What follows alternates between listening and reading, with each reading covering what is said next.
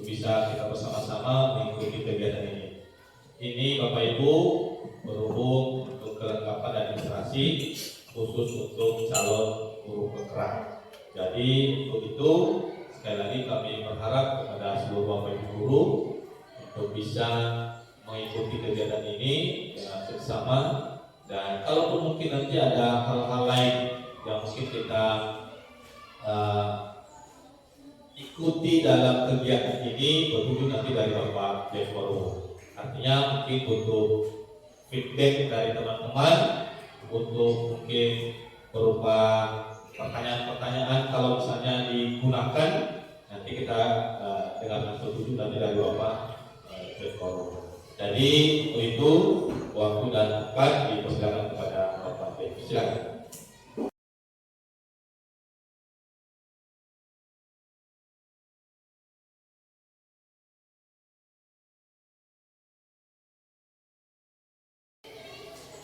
Baik, sangat-sangat berterima kasih kepada kepala sekolah dan kepada Bapak Ibu semua. Mungkin kita bertanya-tanya Bapak Ibu, secara pribadi saya mohon izin sebentar. Kebetulan saya seperti disampaikan tadi, saya adalah calon guru bergerak. Kami sudah berjalan pendidikan selama 2 tahun mengikuti. Di pada modul bagian ini kami belajar mengenai budaya positif Bapak Ibu, budaya positif judulnya, dan kami berkewajiban untuk menyampaikan diseminasi atau ingin berbagi pengalaman atau berbagi materi saja dengan Bapak Ibu untuk kemajuan sekolah kita. Di sini bukan untuk menggurui kepala sekolah atau Bapak Ibu, bukan untuk menggurui, tetapi nanti dalam hal ini kita berdinamika bersama. Di sini ada yang sudah lebih senior dari saya, bahkan materi ini sudah dilakukan di sekolah kita. Nah, nanti mari saya mohon untuk kita bisa berbagi bersama untuk tujuan bersama.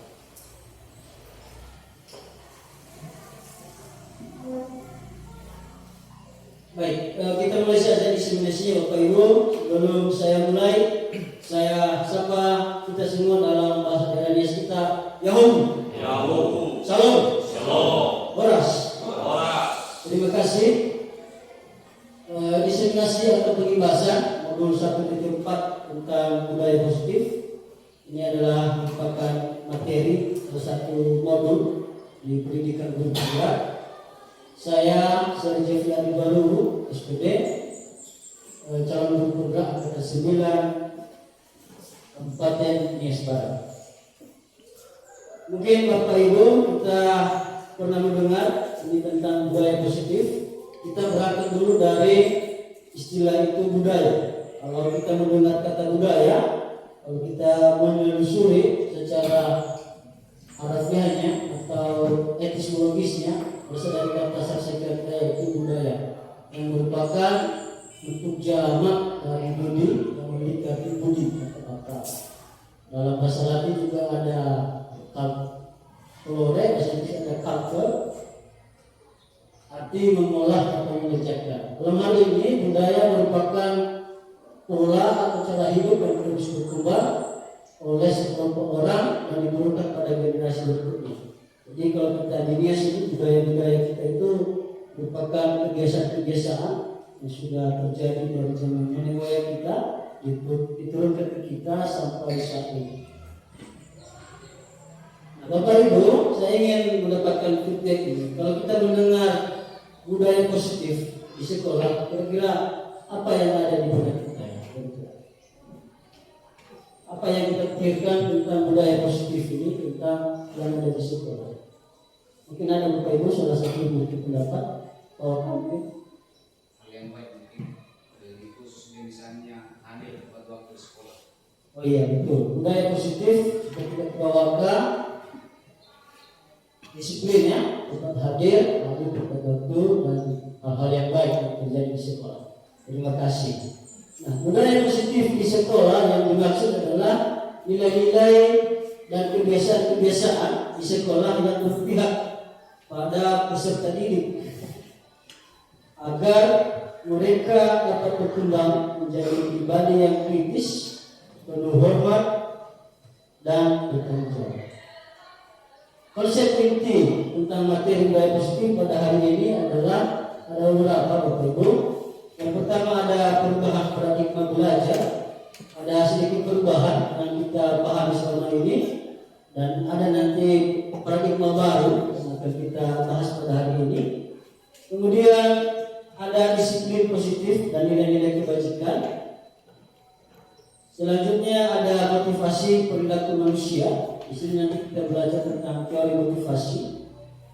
Ada 3 nanti teori motivasi yang diungkapkan oleh Dr. William Blaise, yaitu seorang psikiater dari Amerika Serikat, yang mengatakan bahwa apapun sikap kita ini selalu memiliki tujuan. Tujuannya itu berbeda-beda. Apapun sikap kita selalu ada tujuan. Kemudian selanjutnya mengenai kebutuhan dasar manusia. Dalam hal ini nanti kita juga kaitkan dengan kebutuhan dasar peserta didik kita. Sebagai guru, tentu kita harus mengidentifikasi kebutuhan-kebutuhan dasar yang digunakan oleh murid itu sendiri, supaya perkembangan belajarnya itu menjadi meningkat setelah kebutuhannya terpenuhi. Kemudian posisi kontrol guru, di sini nanti dijelaskan ada 5 posisi kontrol guru. Nanti kita lihat Bapak Ibu, posisi kontrol guru kita selama ini nanti kepada peserta didik kita lihat nanti contoh-contoh. Namun nanti kita diarahkan ke salah satu posisi kontrol guru. Ya, nanti di sini ada nanti posisi kita ada 5. Ya. Kemudian ada keyakinan kelas. Kalau kita selama ini mengenal peraturan kelas, ya, saya lihat di kelas saya sendiri itu saya buat peraturan kelas banyak sekali, 12. Ada kata-kata melarangnya. Jadi di sini dari peraturan nanti kita ubah dia menjadi keyakinan kelas. Keyakinan kelas. Kalau peraturan ini kan terkesannya sangat menghukum, ya. Nah, sangat memaksa, tentu ada konsekuensinya. Nanti kita lihat di sini kita buat keyakinan kelas yang mengandung nilai-nilai kebajikan. Dan yang terakhir nanti kita membahas tentang segitiga restitusi, Bapak Ibu.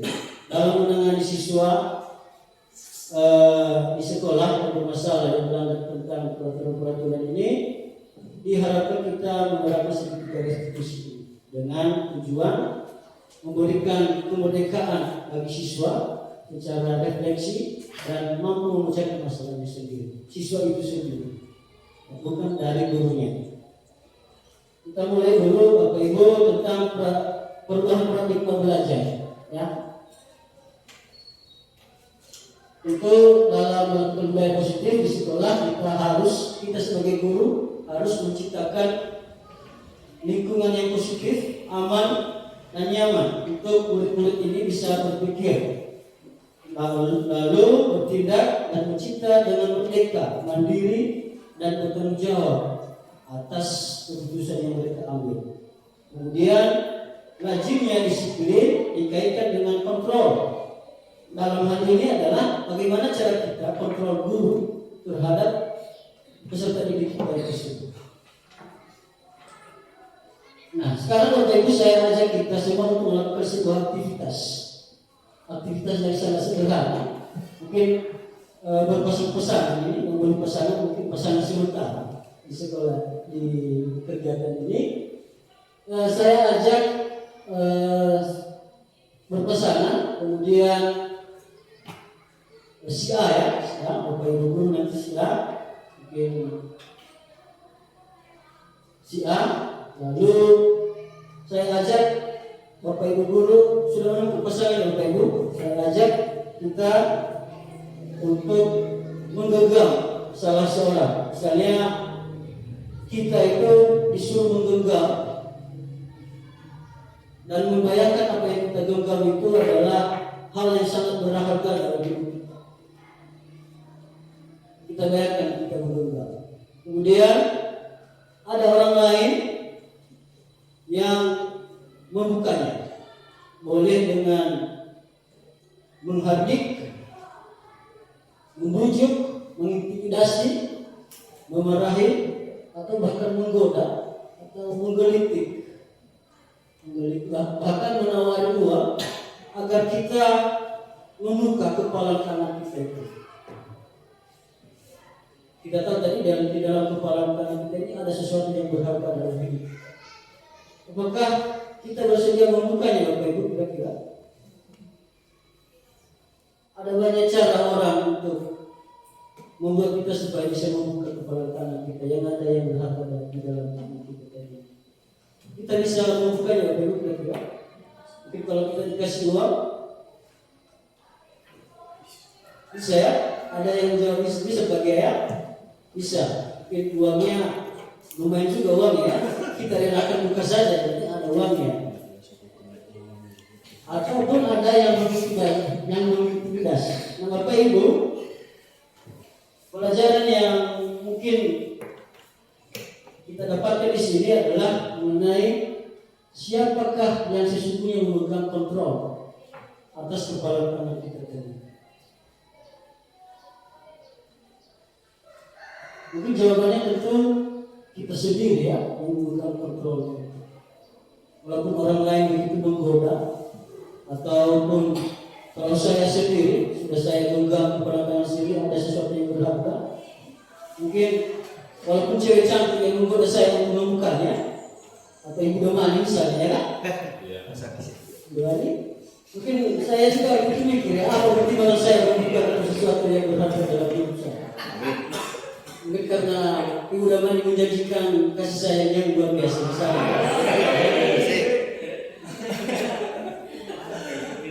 Nah, Bapak Ibu, intinya adalah yang memegang kontrol atas kepala kanan kita tadi itu adalah apakah kita mau membuka atau menutup,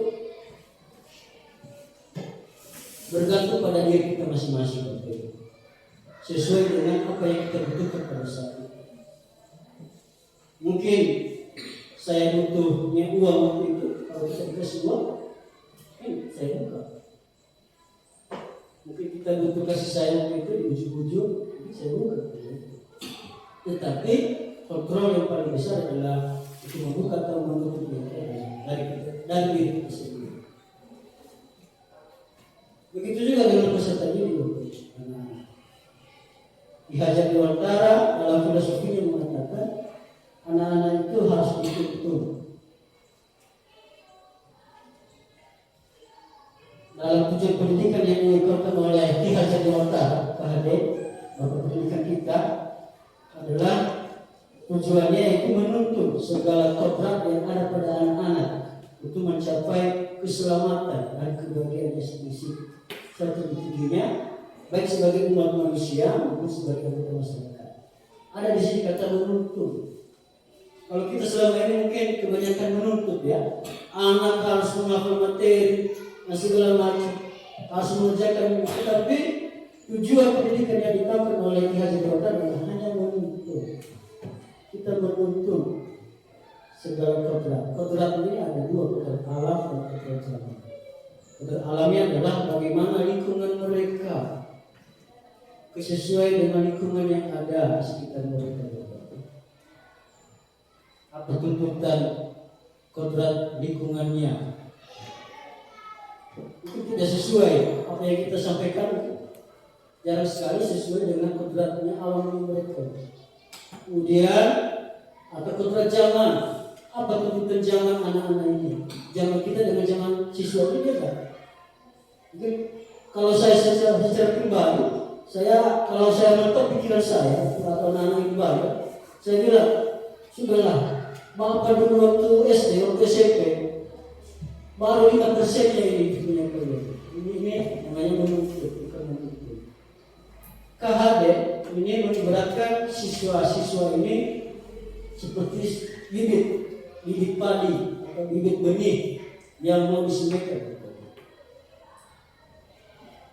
Nah, kita sebagai pendidik diibaratkan sebagai petani. Bagaimana supaya bibit padi ini bisa dapat bertumbuh kembang dengan baik, tergantung cara kita merawat, memberinya pupuk dengan baik.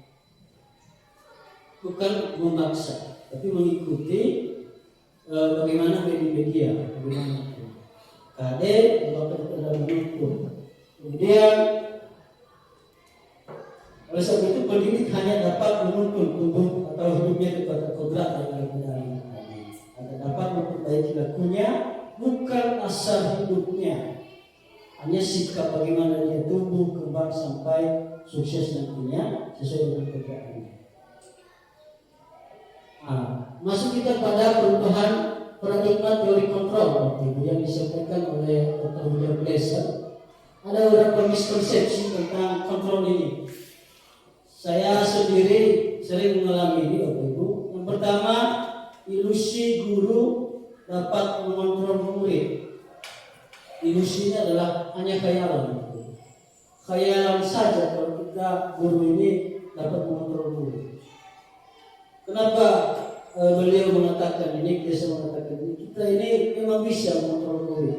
Mereka memang bisa melakukan apa yang kita bilang, apa yang kita mau. Tetapi itu dalam hal jangka pendek. Dalam hal jangka pendek, kemudian kita tidak tahu efek psikologisnya mereka itu seperti apa. Mereka punya dendam, mereka terpaksa melakukan itu karena apa. Lalu kita mau jadi apa Bapak Ibu? Kita mau mencetak peserta didik yang punya dendam, yang punya jiwa-jiwa mental penurut atau kepatuhan sebenarnya. Ini adalah kepatuhan ilusi guru mengontrol murid. Kemudian ilusi juga bahwa semua berlaku mesti efektif dan bermanfaat. Kemudian ilusi bahwa kritik dan membuat orang merasa bersalah dapat menguatkan karakter. Itu ilusi. Kalau kita membuat orang yang merasa bersalah dapat menguatkan karakter. Itu ilusi itu. Hanya khayalan semata. Kemudian Bapak Ibu, kita muncul di sini paradigma yang kita kenal hari ini adalah ada stimulus respon atau dikenal dengan SR. Ya. Lalu pada hari ini kita coba berpindah atau bergeser ke teori kontrol. Kalau di stimulus respon kita mencoba mengubah orang agar berpandangan sama dengan kita. Tetapi pada teori kontrol kita berusaha memahami pandangan orang lain tentang dunia. Kemudian perilaku buruk dilihat sebagai suatu kesalahan, namun dalam teori kontrol semua perilaku memiliki tujuan. Orang lain bisa mengontrol saya, tetapi pada teori kontrol hanya Anda yang bisa mengontrol diri Anda sendiri. Kemudian pada teori yang selama ini adalah saya bisa mengontrol orang lain, tapi pada teori kontrol adalah saya tidak bisa mengontrol orang lain. Kemudian pemaksaan ada pada saat rujukan gagal. Nah, kalau rayuannya gagal, lalu terjadikan pemaksaan. Lalu pada teori kontrol mengatakan bahwa kolaborasi dan konsensus meningkatkan pilihan yang baik. Kemudian berpikir menang kalah atau win loss. Tapi pada teori kontrol ini mulai berpikirnya sistem win-win, menang-menang, tidak ada yang disalahkan dalam hal ini. Berbicara tentang budaya positif Bapak Ibu dan Bapak sekolah, kita berhubungan dengan disiplin positif. Mungkin kalau kita mendengar kata disiplin, mungkin kita juga sering sama bekas ya, disiplin bukan hanya peserta didik ini. Apa yang ada di benak kita? Apa kira-kira yang terjadi kalau kita mendengar disiplin ini? Taat pada peraturan, artinya menuntut kepatuhan. Kadang-kadang karena ada disiplin sudah lazim bagi kita ya, ada disiplin, pikir takut terlambat, dimarahi atau tidak disapa, sebenarnya tidak enak. Nah, ini yang selama ini ada dalam pikiran kita. Namun kecenderungan umum selama ini disiplin adalah menggunakan kata disiplin dengan ketidaknyamanan. Kita nyaman. Lalu bukan dengan apa yang kita hargai atau pencapaian tujuan dunia. Bukan kita memikirkan apa sebenarnya tujuan disiplin. Bagus atau tidak. Ada kata-kata tadi itu Anda tidak bisa mengontrol orang lain, tetapi Anda hanya Anda yang bisa mengontrol diri. Kita tidak bisa mengontrol orang lain. Itu juga adalah peserta didik. Tapi kita sendiri yang mengontrol diri kita, supaya orang lain bisa didik. Disiplin positif adalah kemampuan memerintah diri sendiri untuk mengontrol dan menguasai diri untuk memilih tindakan yang mengacu pada nilai-nilai yang kita hargai dengan penuh tanggung jawab, tanpa perintah dari orang lain ataupun tanpa imbalan, tanpa ancaman ataupun hukuman. Kita melakukan disiplin. Artinya dalam hidup tersebut. Sebagai pendidik Bapak Ibu, tujuan kita adalah menciptakan peserta didik yang memiliki peserta disiplin diri sehingga mereka berperilaku mengacu pada nilai-nilai kebajikan universal dan memiliki motivasi intrinsik. Motivasi intrinsik adalah motivasi yang berasal dari dalam diri. Nanti kita akan bahas Bapak Ibu dalam perubahan perilaku ke arah yang lebih baik. Lalu masuk kita ke nilai-nilai kebajikan Bapak Ibu. Nilai-nilai kebajikan adalah nilai-nilai yang disepakati bersama dan tanpa melihat perbedaan suku, agama, bahasa maupun latar belakang seseorang, bisa diterima oleh semua golongan. Nah, pada peserta didik kita terapkan yang namanya karakter atau nilai-nilai profil Pancasila yang sudah kita kenal. Ada 6 dimensi profil Pancasila Bapak Ibu. Yaitu yang pertama ada beriman dan berakhlak mulia. Yang kedua ada mandiri. Yang ketiga ada bernalar kritis. Yang keempat ada berkebinekaan global. Yang kelima ada bergotong royong.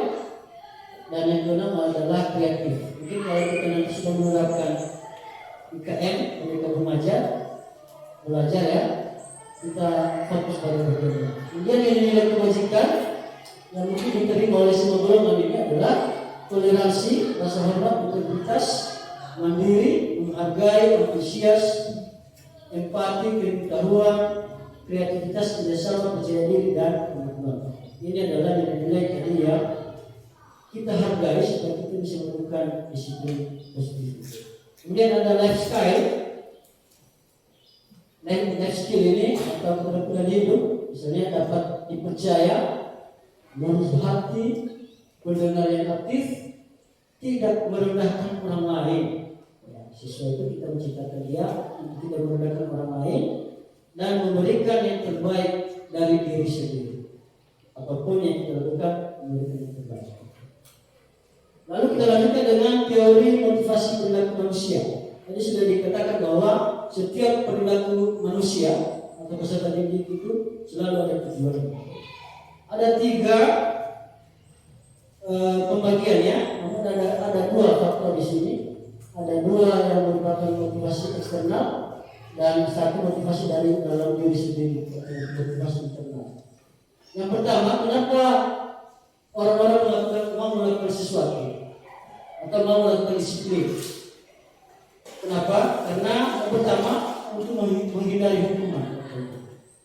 Kita melakukan kedisiplinan untuk menghindari hukuman saja. Lalu muncul pertanyaan di sana, apa yang akan terjadi jika saya tidak melakukannya? Pasti peserta didik sering. Lalu yang kedua untuk mendapatkan imbalan atau hadiah dari orang lain. Lalu pertanyaan yang muncul di sana, apa yang akan saya dapatkan apabila saya melakukannya? Dan yang terakhir, kita diarahkan ke sini, Ibu. Siswa juga diarahkan ke sini, yaitu untuk menghargai diri sendiri. Saya disiplin karena saya menghargai diri saya sendiri. Kita tanamkan ini kepada peserta didik kita. Pertanyaan yang mungkin paling dasar adalah, saya akan menjadi orang seperti apa bila saya melakukannya? Bila saya tidak ribut di kelas, bila saya mengerjakan tugas dengan tepat, apa yang jadi peserta didik ini sudah memberikan diri sendiri. Ini adalah tujuan yang paling mulia, bukan untuk menghindari hukuman atau untuk mendapatkan imbalan. Nah, Bapak Ibu, pada saat ini kita diarahkan untuk bergeser dari penerapan hukuman konsekuensi ke restitusi. Kalau kita tahu selama ini adalah kita memberikan hukuman ini tidak terencana. Kalau kita memberikan hukuman kepada murid tidak terencana, ada pelanggaran, apa apa yang ada di benak kita pada saat itu, maka kita terapkan. Lari-lari di depan, mencari kata banyak yang tidak berhubungan. Artinya tidak terencana. Murid tidak tahu apa yang terjadi saat melakukan pelanggaran, saat kita berhukum. Kemudian kita bergeser ke konsekuensi. Hukuman dan konsekuensi berbeda. Kalau hukuman misalnya tadi tidak berbeda dengan pelanggaran, tetapi konsekuensi itu kadang-kadang berkaitan dengan pelanggaran. Kadang-kadang hukuman ini misalnya terlambat datang ke sekolah, malah disuruh baca buku di perpustakaan, atau terlambat tidak mengerjakan tugas dan disuruh keliling lapangan 10 kali, atau tidak mengerjakan tugas disuruh menuliskan saya tidak mengulanginya dalam kertas AVS di lembar. Ini hukuman tidak berkaitan dengan pelanggaran. Lalu kita mikir Bapak Ibu, dengan kita berikan hukuman itu, usulan itu dapat apa? Mereka nanti akan jadi apa? Nah Bapak Ibu, kita ke konsekuensi sekarang, rencana dia. Kalau kita memberikan ada sebuah pelanggaran kepada murid, lalu kita memberikan konsekuensi misalnya pengerjaan olahraga, kita proses dulu, terlambat pemanasan, mungkin disuruh pemanasan ulang. Lebih dari hukumannya sekitar 2 kali peringatan. Masih ada kaitannya. Nah, pada saat ini setelah kita berikan hukuman, Bapak Ibu, misalnya anak-anak ini belum ke gereja, lalu kita hukum dia membaca, menghafal Alkitab. Perjanjian Baru ya, mulai dari Matius sampai karena dia tidak ke gereja. Lalu minggu depannya lagi dia tidak ke gereja lagi.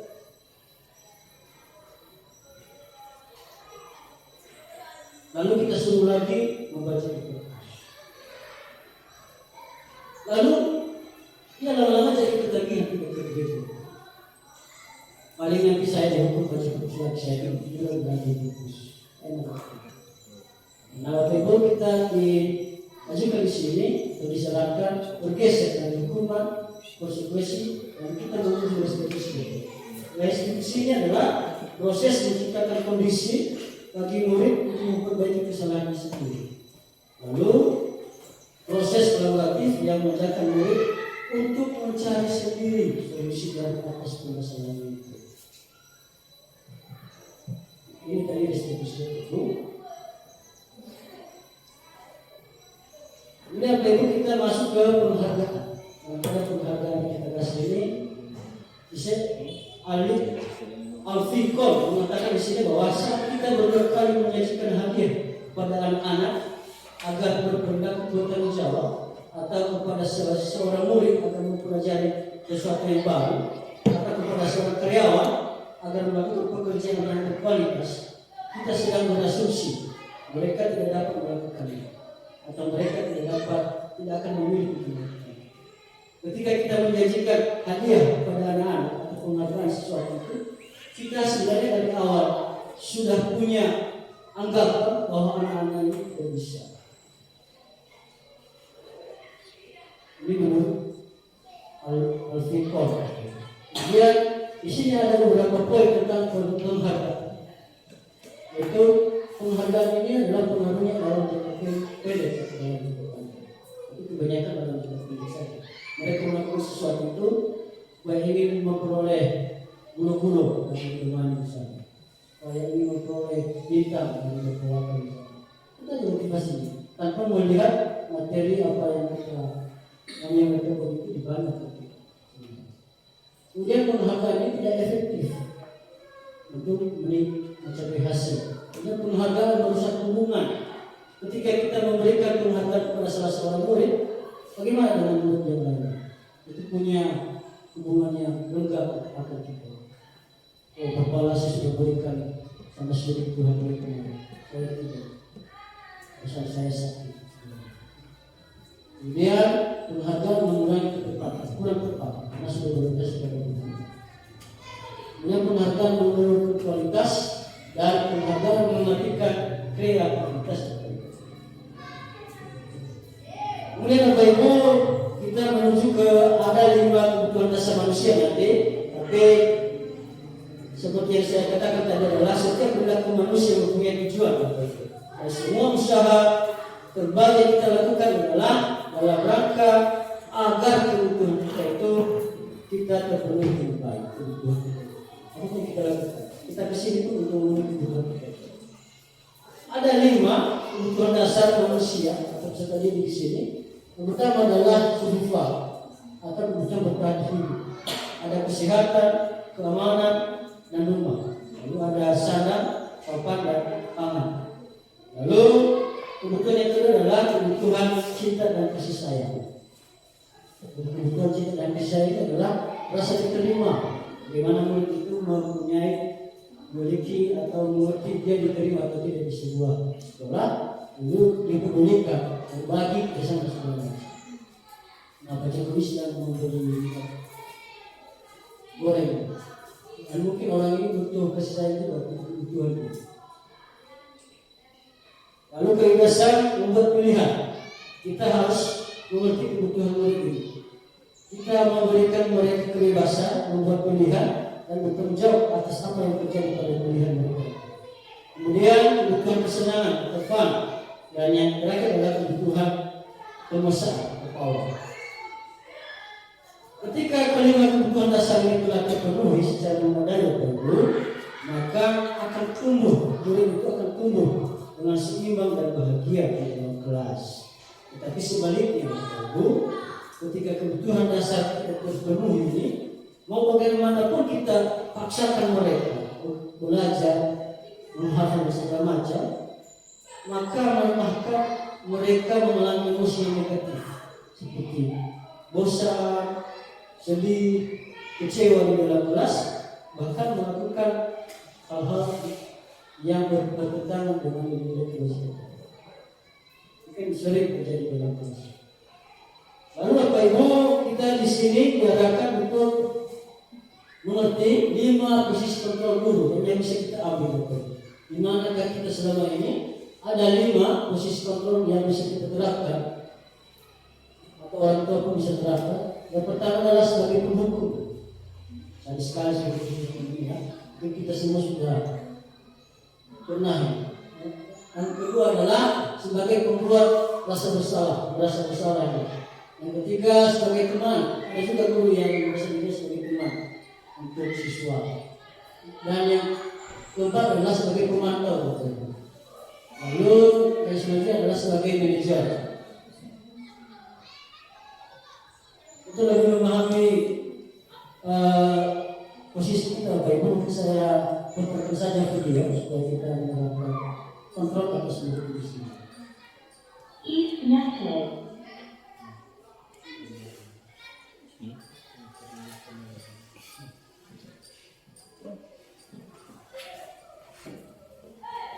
Connected. Dan terlambat hadir cuma untuk di sekolah dan melihat bagaimana kelima posisi kontrol dalam menghadapi masalah tersebut. Posisi penghukum ya.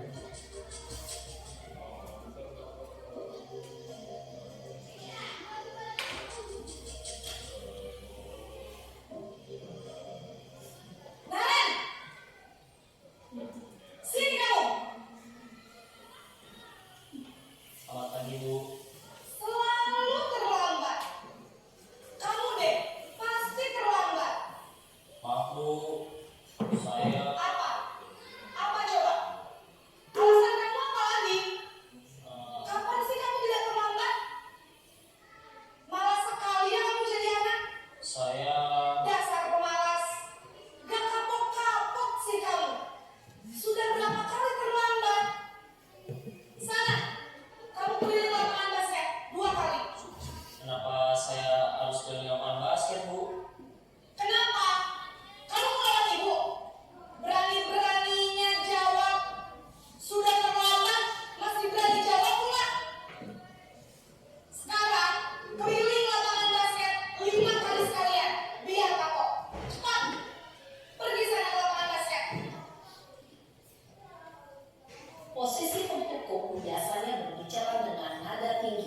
menghardik, menunjuk-nunjuk, menyakiti, dan menyindir. Hukuman bisa berupa fisik maupun psikis. Ibu dan bapak guru hebat. Dampak yang terjadi pada murid ketika guru berada pada posisi penghukum adalah murid cenderung akan memberontak, bahkan menyimpan dendam.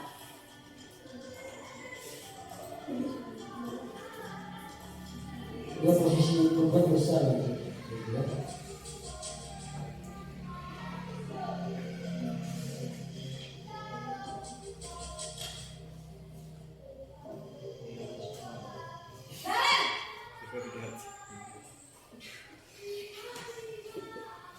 Selamat pagi Bu. Naren, kamu kenapa terlambat lagi, nak? Ya Tuhan, Naren, kamu senang ya bikin ibu susah ya? Kalau kamu terlambat lagi, nanti ibu yang ditegur bapak kepala sekolah, nak. Disangka ibu tidak bisa membina kamu. Duh, gimana ini? Maaf Bu. Duh, Gusti Naren, kamu suka ya kalau ibu ditegur bapak kepala sekolah? Terus, sekarang ibu harus tulis apa yang di buku absen? Ini kamu sudah sering terlambat loh. Ibu harus apa coba? Maaf Bu. Maaf sekali. Ya sudah, lain kali jangan bikin ibu susah lagi ya nak ya. Ibu tidak akan kuat lagi kalau kamu gini terus. Bisa jantung lagi kalau ibu tegur bapak kepala sekolah. Sekarang cepat ke kelas. Maaf ya Bu. Maaf sekali. Posisi pembuat rasa bersalah berbicara dengan nada tenang, cenderung lembut. Namun kata-kata yang diutarakan membuat murid merasa menjadi orang yang gagal, memandang buruk dirinya sendiri, merasa tidak berharga, dan tidak sanggup membahagiakan orang lain. Ketika guru mengambil posisi pembuat rasa bersalah, murid akan menganggap dirinya yang bersalah dan ia akan menyimpan emosi negatif tersebut di dalam dirinya.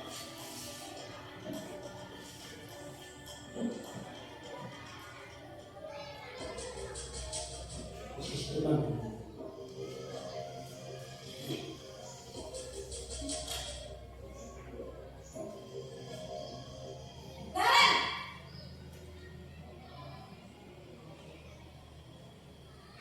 Selamat pagi Bu. Wah, sudah jam berapa ini nak? Terlambat lagi ya sayang. Iya Bu. Habis ibu saya lupa membangunkan saya Bu. Kamu malah menyalahkan ibu kamu. Kamu bukannya anak yang larinya paling kencang. Kok terlambat sih? Iya Bu. Saya memang terlambat bangun tadi. Jadi biarpun saya lari kencang, tetap gak kekejar Bu. Ya sudah sana. Nanti lain kali larinya lebih kencang lagi ya. Biar gak terlambat lagi. Bikin seneng ibu. Demi ibu. Bisa kan? Bisa lah Bu. Ya sudah sana masuk kelas. Ibu beresin urusan absen kamu. Kamu ini ada-ada saja. Dalam posisi teman, guru berbicara dengan nada suara ramah, akrab, cenderung bersenda gurau untuk menjaga suasana tetap santai. Murid akan merasa senang, aman, dan akrab dengan guru. Identitas yang tercipta adalah identitas sukses atau berhasil. Namun, perlu diingat, karena ini masih dorongan eksternal, maka ada faktor ketergantungan dari murid kepada orang tertentu. Di sini, guru aksennya, sehingga di lain waktu, murid bisa berperilaku baik, namun hanya kepada orang-orang tertentu saja. Posisi pemantau tapi mentor.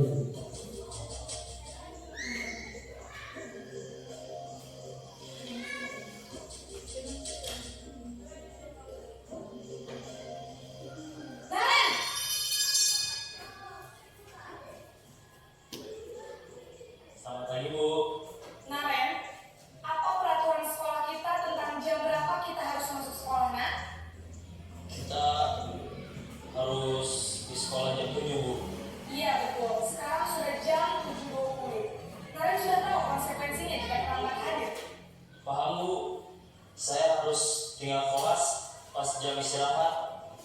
50 menit. Iya benar, konsekuensinya demikian. Jadi nanti jam 9.30 pas istirahat, kamu harus tinggal di kelas, kerjakan tugas tambahan untuk ketertinggalan kamu, ya? Baik, Bu. Posisi pemantau mengandalkan penghitungan atau data untuk mengontrol murid. Guru mengarahkan murid berdasarkan peraturan dan konsekuensi. Seorang pemantau menunjukkan bahasa tubuh dan ekspresi wajah yang datar dan cenderung formal.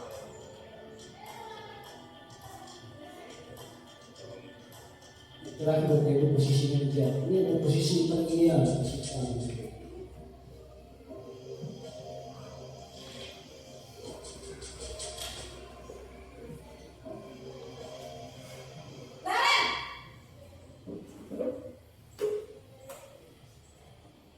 Selamat pagi, Bu. Selamat pagi Naren. Maaf, Bu. Saya terlambat. Iya, sekolah masuknya jam 7, sekarang sudah jam 7.20. Jadi sekarang bagaimana ini Naren? Maaf, Bu. Saya lupa setel alarm saya semalam. Baiklah, menurut kamu, keyakinan sekolah yang mana yang perlu kamu tingkatkan? Menghargai diri sendiri dan orang lain mungkin ya, Bu. Setuju. Jadi, apakah Naren meyakini prinsip saling menghormati tersebut? Iya, Bu. Saya meyakininya. Apakah Naren bersedia memperbaiki masalah keterlambatan ini? Bersedia, Bu. Bagaimana kamu akan memperbaiki masalah keterlambatan ini? Saya akan coba untuk tidak lupa menyetel alarm saya, Bu. Baik, kalau Naren lupa menyetel alarm di rumah, ada orang yang kira-kira bisa bantu mengingatkan tidak? Ada, Bu. Kakak saya, Kak Emma. Ada lagi selain Kak Emma? Selain Kak Emma, ada ibu saya. Baik, jadi yang mengingatkan Naren adalah Kak Emma dan ibu kamu ya? Kira-kira akan mulai setel alarm kapan nih Naren? Setelah pulang sekolah, akan segera saya lakukan. Baik, jadi Naren akan setel alarm untuk bangun besok pagi dan akan diingatkan oleh kakak dan ibunda Naren ya. Ada lagi yang mungkin perlu dilakukan Naren agar tidak terlambat bangun lagi? Tidak ada, Bu. Baik Naren, terima kasih untuk kerjasama kamu. Sekarang kamu perlu kembali ke kelas untuk belajar. Baik, Bu. Terima kasih. Posisi manajer adalah posisi kontrol yang disarankan untuk membimbing murid memiliki sikap disiplin yang positif, yaitu murid yang mandiri, bertanggung jawab, dan dapat memecahkan masalah. Tujuan dari posisi ini adalah agar murid dapat berefleksi atas tindakannya. Guru akan dengan tulus memberikan pertanyaan-pertanyaan bermakna, sehingga membuat murid dapat belajar dari kesalahannya dan mencari sebuah solusi untuk menyelesaikannya.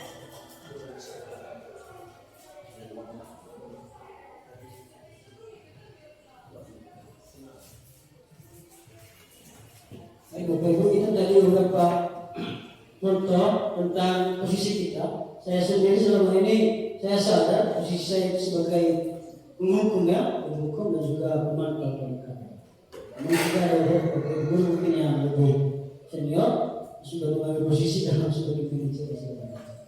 Nah, Bapak Ibu, tadi kita sudah diarahkan yang posisi yang paling ideal sebagai guru itu sebagai posisi manajer. Bagaimana peserta didik itu lebih merdeka dan menemukan sendiri masalahnya, solusi atas masalahnya. Selanjutnya Bapak Ibu, kita masuk ke dalam keyakinan kelas. Tadi di awal saya bilang bahwa mengapa harus keyakinan kelas, mengapa bukan peraturan saja yang selama ini kita kenal. Nah, di beberapa kelas, terutama di kelas 7 ini, yang di kelas nomor PCN, saya tadi sudah membaca beberapa kesepakatan kelas beberapa kelas luar biasa, menjadi inspirasi juga buat saya. Dan saya juga sudah buat di kelas saya di bawah, tapi berupa peraturan. Nah, setelah saya mempelajari ini, saya juga bergeser nantinya. Mengapa harus kayak gini? Bukan peraturan. Pertanyaannya mungkin, jawabannya mungkin bisa dijawab dengan beberapa pertanyaan berikut. Misalnya, mengapa menggunakan helm saat berkendara? Mengapa kira-kira? Supaya tidak ditangkap polisi. Itu jawabannya seperti itu. Tapi benar sebenarnya kita pakai helm itu ada nilai-nilai yang kita hargai di balik itu. Bukan karena hanya ingin menghindari tilang atau karena tidak ada SIM, tetapi ada nilai keselamatan. Dengan kita menggunakan helm, maka kita akan selamat dalam perjalanan berkendara, terlindungi dari api segala macam.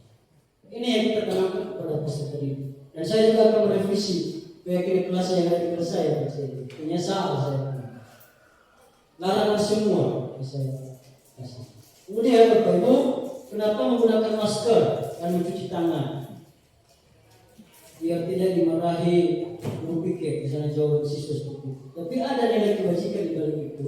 Itu adalah untuk menjaga kesehatan. Kemudian yang ketiga adalah kenapa harus mengembalikan buku pada tempatnya? Mungkin biar tidak dimarahi lagi, tidak, bukan untuk menghindari hukum. Tapi ada nilai-nilai kebajikan di balik itu, yaitu supaya bisa menghargai orang lain dan bisa disiplin. Ini contoh-contoh keyakinan kelas. Bisa menjaga kebersihan sopan santun dan segala macam. Bahasa-bahasa yang sederhana, tetapi kita bisa memahami.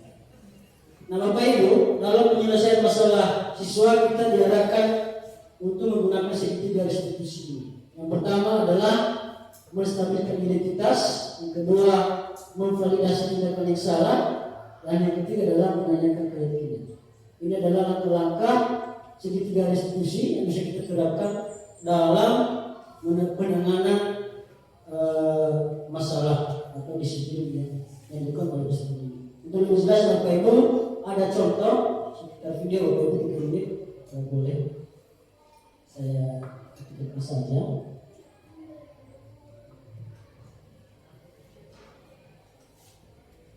Is connected. Ini adalah contoh penerapan segitiga restitusi tadi ketika kita menghadapi siswa yang bermasalah.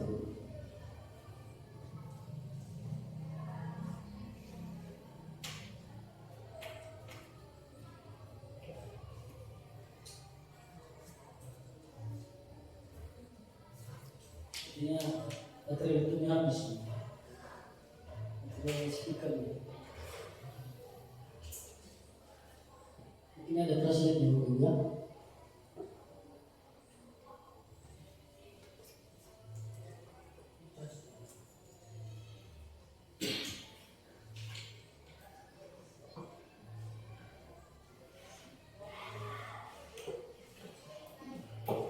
AUX mode. FM mode. Bluetooth mode. Connected. Oh begitu. Ya pasti kamu marah dan kesal. Juga bagaimana seorang guru berada dalam posisi manajer menggunakan penerapan segitiga restitusi.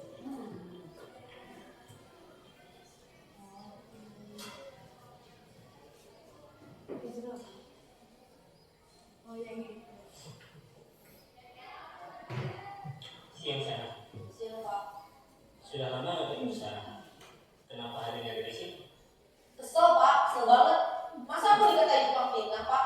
Ya aku marah lah. Aku balik katain mereka di depan kelas. Kesel banget. Oh begitu. Ya pasti kamu marah dan kesal. Bapak juga akan marah apabila ada yang menuduh Bapak seperti itu. Kemudian pada saat itu kamu mau melakukan apa? Ya saya harus ngatain Eka lah Pak. Kesel banget. Saya bentak-bentak dia depan teman-teman lain. Oh begitu. Pasti kamu melakukan seperti itu karena suatu alasan tertentu kan? Iyalah, masa saya diam saja Pak? Ya saya bela diri lah. Masa saya dituduh tukang fitnah? Ya wajar lah. Mempertahankan harga diri itu sesuatu yang penting buat kamu. Untung kamu tidak lebih gegabah lagi. Hanya membentak-bentak. Iya Pak. Untung saya masih bersabar dan hanya meminta saja. Sudah gemes padahal saya pasti bela diri lah. Ya pasti ya. Tapi kamu memilih untuk tetap bertahan dan bersabar. Kamu memilih untuk tidak berbuat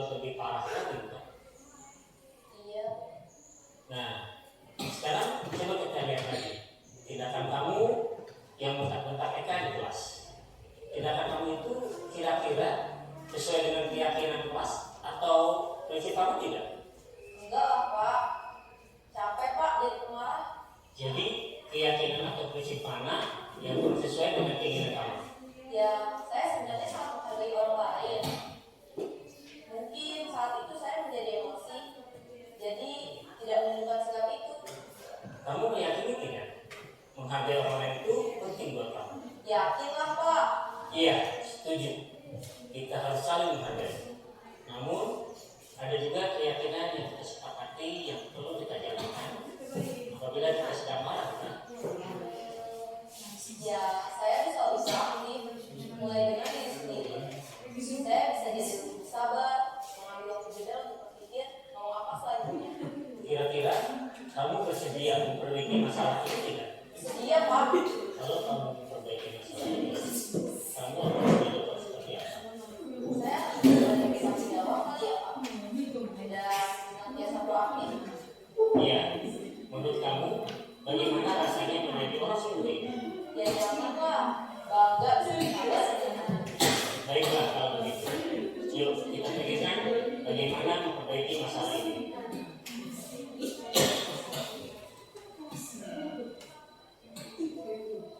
Baik, Bapak Ibu, itu tadi contoh-contoh dalam diskusi. Baik, Bapak Ibu, sudah saya terapkan beberapa kemarin, masih awal-awal, dan kita bisa menerapkan. Dan kesimpulan, Bapak Ibu, untuk menerapkan budaya positif di sekolah kita itu berhubungan dengan disiplin positif. Dasar disiplin positif adalah keyakinan kelas tadi yang sudah ditetapkan. Kemudian bagaimana kita mengambil posisi kontrol sebagai guru di sana. Kita tadi diarahkan mengambil posisi kontrol sebagai manajer. Lalu penerapan penyelesaian masalahnya yaitu dengan menggunakan segitiga restitusi. Yang pertama, menstabilkan identitas. Yang kedua, memvalidasi tindakan yang salah dari murid itu sendiri. Dan yang ketiga adalah menanyakan keyakinan apa yang dilanggar dan akan menemukan solusi apa atas permasalahan yang sudah dihadapi. Mungkin itu saja kesimpulan Bapak Ibu. Mudah-mudahan kita bisa mengambil posisi sebagai guru yang baik di sini untuk menanamkan budaya positif di sekolah kita. Selanjutnya mungkin ada Bapak Ibu yang mau berbagi untuk kita tentang bagaimana perasaan Bapak Ibu setelah melihat beberapa tayangan pada hari ini. Kemudian posisi kontrol manakah yang saya terapkan selama ini. Mungkin ada Bapak Ibu yang mau berbagi. Terima kasih atas kerjasamanya. Terima kasih waktunya Bapak Ibu. Semoga kita semua diberkati dan bahagia. Terima kasih Bapak saya ucapkan terima kasih semuanya. Mohon maaf kalau ada yang salah-salah. Saya akhiri. Selamat siang. Yahum. Horas. Salam, ya. Artinya Bapak Ibu, kalau mungkin kita di luar Nias, mohon maaf ini untuk Ibu Damani, boleh saja tidak ada 3S itu. Apalagi kalau di luar negeri. Ya? Tapi kalau kita di Nias, Bapak Ibu, masih sangat kental 3S itu, senyum, sapa dan salam. Mudah-mudahan di kita juga SMP Negeri 3 Ulumoro ini terkhusus di sekolah kita masih berlaku, dan bahkan Bapak Ibu jangan tidak lupa dengan 3S itu. Senyum, sapa, salam. Tengah berutannya Bapak Ibu, nota salam eda sokota, no senyum eda sokota. Tidak, tapi minimal itu adalah sebuah budaya positif tadi yang sudah disampaikan oleh Bapak Jeff Warul. Terima kasih untuk Pak Jeff. Selamat pagi dan salam sejahtera bagi kita semua. Perkenalkan, nama saya Aprina Derni Damanik SPD di SMP Negeri 3 Ulumoro, sekaligus rekan sejawat dari Bapak Seri Jeffrey Adil Waru SPD, merupakan peserta calon pendidikan guru penggerak tahun 2023. Pada kesempatan ini saya akan menyampaikan testimoni mengenai pembelajaran yang sudah dilaksanakan oleh rekan saya ini, di mana pembelajaran yang dilakukan sudah sesuai dengan prinsip-prinsip dari diantaranya aktif, kolaboratif, dan mandiri. Sehingga pada pembelajaran ini lebih berpusat kepada murid dan senantiasa memperhatikan